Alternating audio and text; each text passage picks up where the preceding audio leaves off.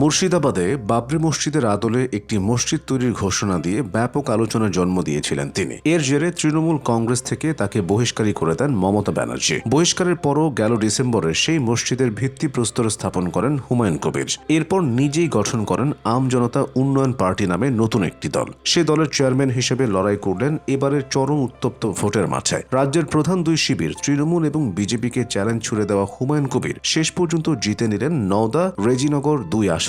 হুমায়ুন এমনই, মুর্শিদাবাদের রেজিনগর থেকে শুরু করে ভরতপুর লড়াকু এই নেতা সবসময় নিজস্ব মতাদর্শের অবিচল থাকেন। কখনো কংগ্রেস, কখনো তৃণমূল, আবার কখনো বিজেপি। বারবার ঠিকানা বদল আর তীক্ষ্ণ বক্তব্যের কারণে এতদিন সংবাদপত্রের শিরোনামে থাকতেন তিনি। এবার আর দল বদল নয়, নিজেই দল খুলে কয়েক মাসের মাথায় ভোটে নেমে জিতে নিলেন 2টি আসন। পশ্চিমবঙ্গের রাজনীতিতে যে কয়জন নেতা সবসময় আলোচনার মধ্যে থাকেন তাদের মধ্যে অন্যতম হুমায়ুন কবির। বিগত কয়েক মাসে পশ্চিমবঙ্গের রাজনীতিতে হয়ে ওঠেন আরও আলোচিত চরিত্র। হুমায়ুন মানেই চমক, হুমায়ুন মানেই বিতর্ক।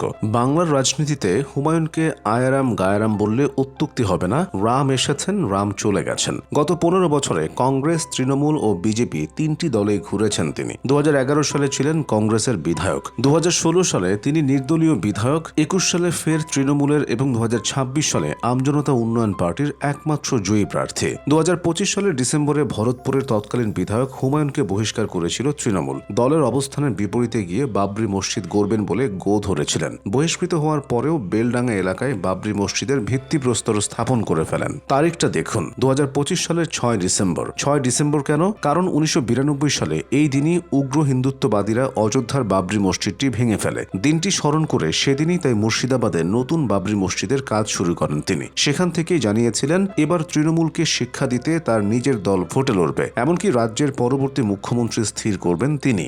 দল গড়েই তাই রাজ্যের 294টি আসনে লড়াইয়ের কথা ঘোষণা করেছিলেন। তবে শেষমেশ প্রার্থী দিতে পেরেছেন 150-র মতো আসনে। তাদের মধ্যে বেশ কয়েকজন প্রার্থী আবার ভোটের আগেই তৃণমূলে যোগ দেন।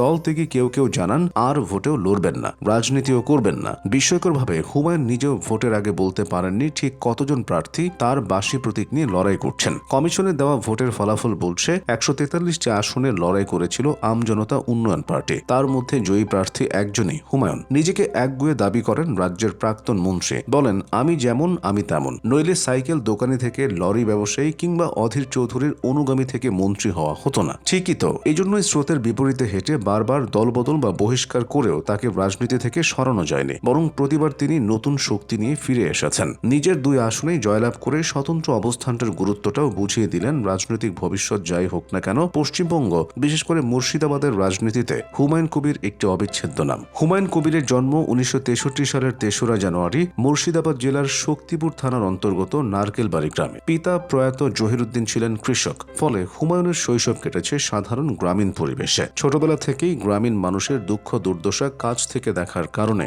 তার ভেতর জনসেবার মানসিকতা তৈরি হয়।